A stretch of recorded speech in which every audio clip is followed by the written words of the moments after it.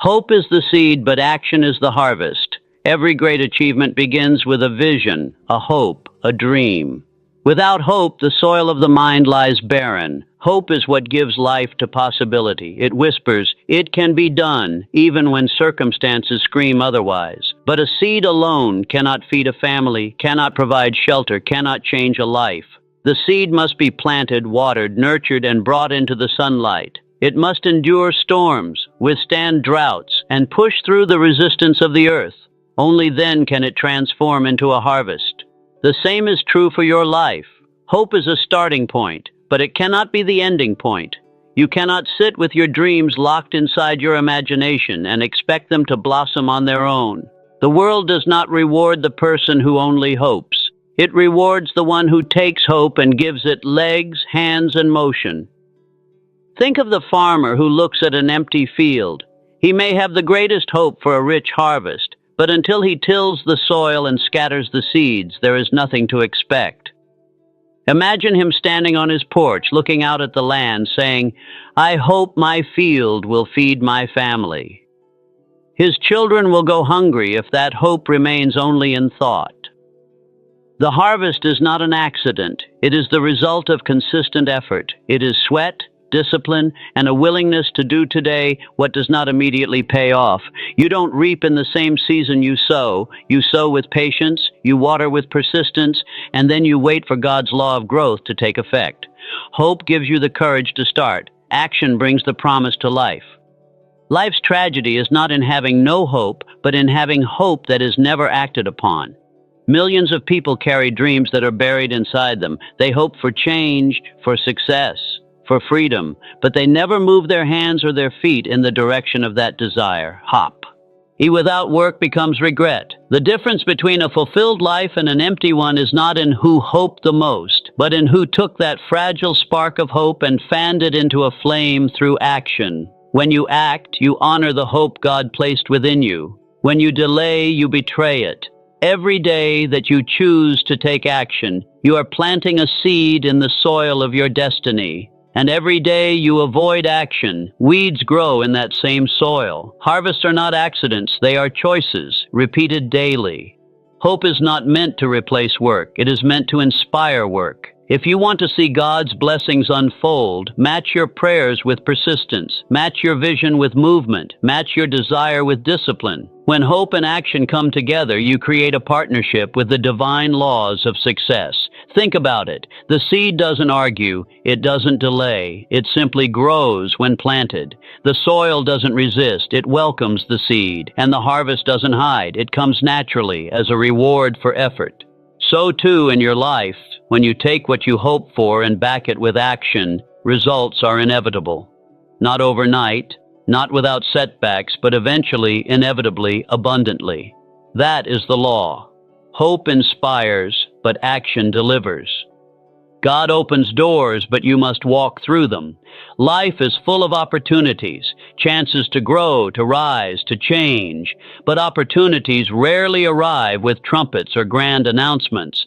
Often they appear quietly, disguised as challenges, small beginnings, or even interruptions. God's role is to open the door. Your role is to step forward with courage. Too many people stand at the doorway of opportunity, praying for blessings, yet refusing to walk through. They want assurance, guarantees, safety before movement. But doors do not stay open forever. The moment passes, the opportunity shifts, and hesitation becomes loss. When the door is open, it is not enough to admire it, to talk about it, or to dream of what lies beyond. You must move, you must act, you must claim what has been prepared for you. Faith moves mountains when your hands start digging. The promise of faith is immense, but it is not passive. Faith is not sitting back and waiting for the universe to rearrange itself in your favor. It is the deep conviction that if you move, if you work, if you put your hands in the soil of your destiny, the impossible begins to bend in your direction. Mountains symbolize challenges, barriers, the immovable obstacles of life. Faith tells you they can shift, that they can crumble, that they can be crossed.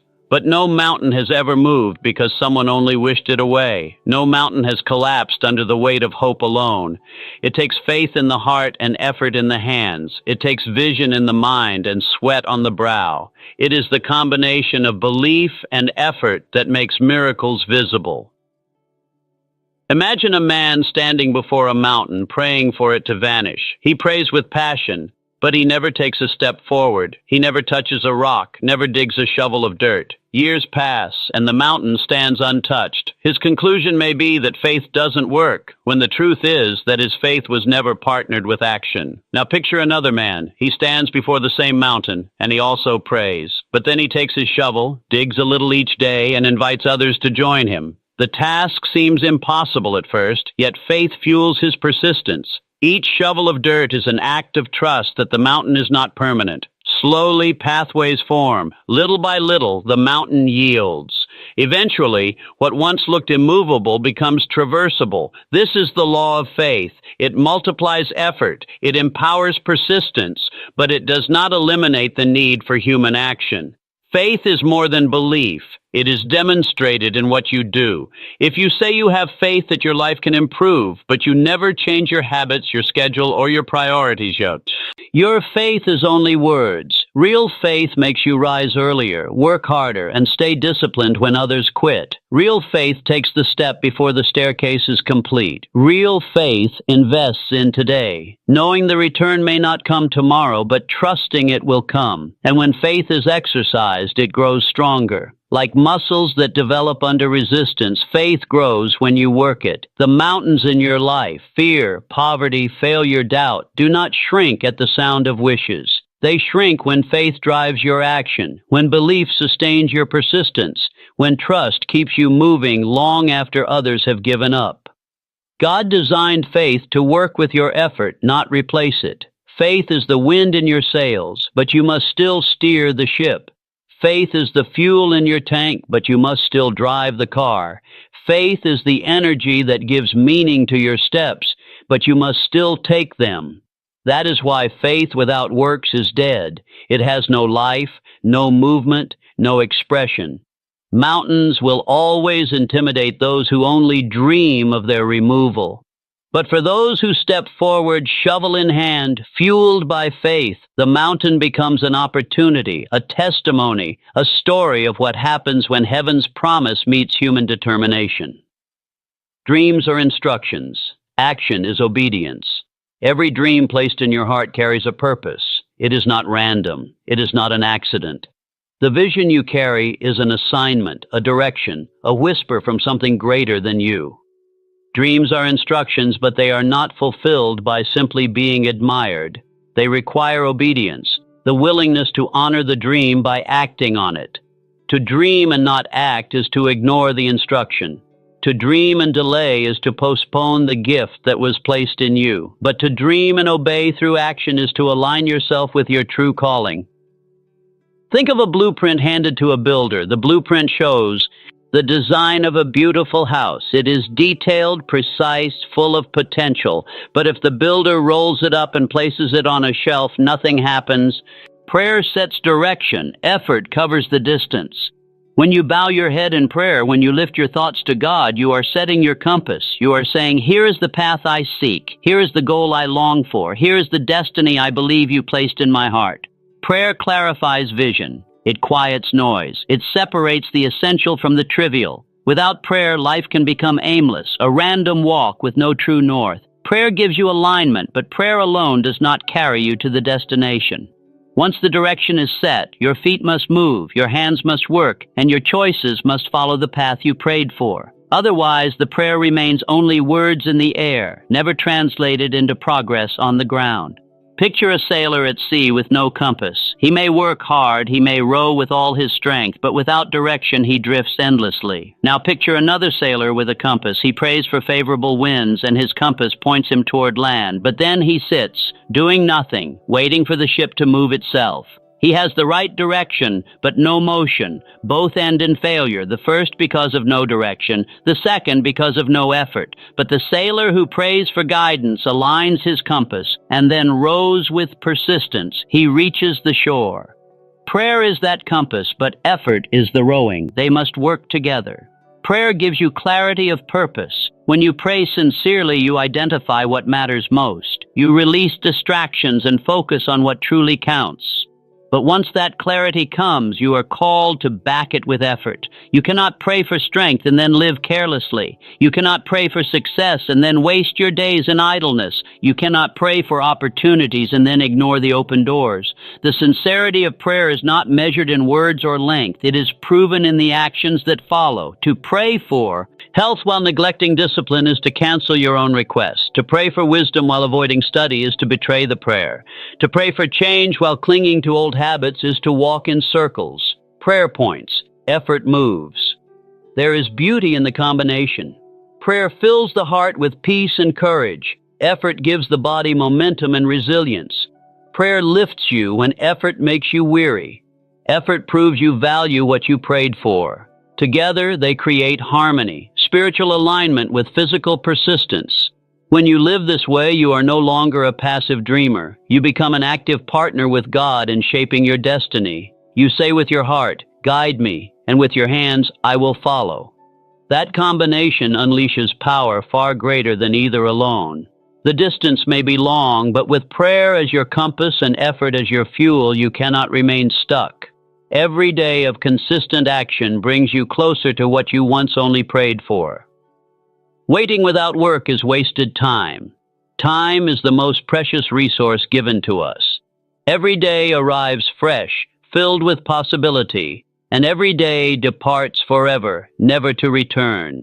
To wait endlessly, to hope without motion, is to waste the greatest gift of life. Waiting has its place. Sometimes patience is necessary, sometimes timing must align. But there is a difference between waiting in faith and waiting in idleness. One is preparation, the other is procrastination. One sharpens your tools while the opportunity develops. The other dulls your spirit while you do nothing. The danger is that wasted time disguises itself as patience. People say, "I'm waiting on the right moment," when in truth they are avoiding the discomfort of action.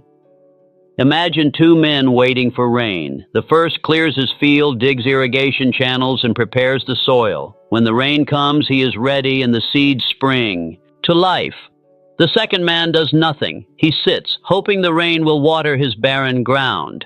When the rain arrives, it runs off wasted, and nothing grows. Both waited, but only one worked. God multiplies effort, not excuses. Excuses are the great thief of progress. They sound reasonable, they feel comforting, and they shield you from responsibility, but they never build a future. An excuse is nothing more than a story you tell yourself to justify inaction. I don't have the resources. I don't have the time. I wasn't born into the right family.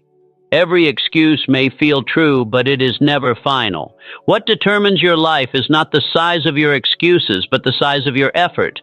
Effort is the only currency that God multiplies. If you bring effort, even if it is small, it can be multiplied into something greater. But if you bring nothing, nothing can be multiplied. Zero multiplied by anything remains zero. Think about a farmer standing before a field.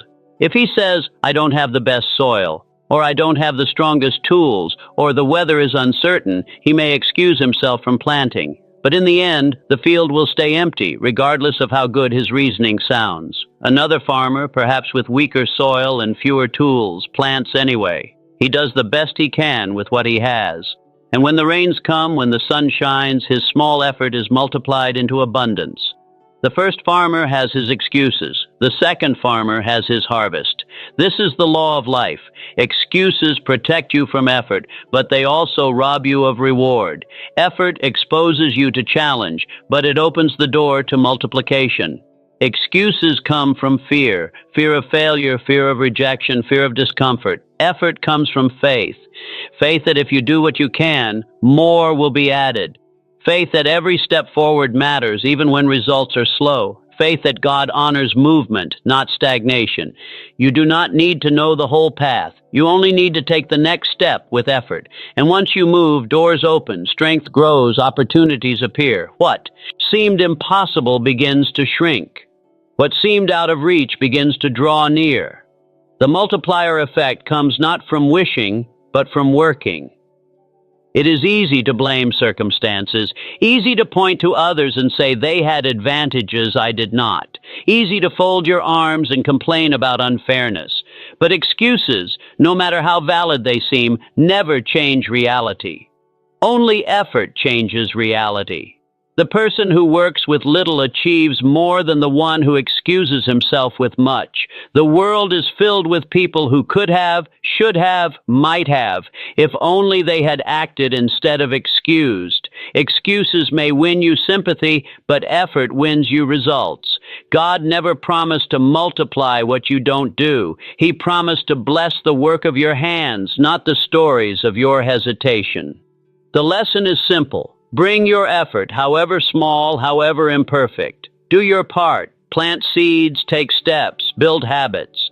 God can multiply imperfect action, but He cannot multiply excuses. Excuses are empty, and nothing grows from emptiness. Effort, even flawed, even hesitant, is fertile ground. The moment you trade excuses for effort, you shift from scarcity to possibility, from stagnation to growth. Multiplication follows those who act. Hope is the spark. Discipline is the fire. Hope is what awakens the dream inside you. It stirs your imagination, fills you with desire, and paints a picture of what could be. Without hope, you would never begin. But hope alone is fragile. It flickers when adversity comes, it dims when results delay, and it dies when distractions overwhelm. To sustain hope, you need discipline. Discipline is the steady flame that keeps the fire alive long after the initial spark fades. Discipline turns occasional desire into daily action. Discipline is hope made tangible, hope made consistent, hope turned into a force strong enough to create change.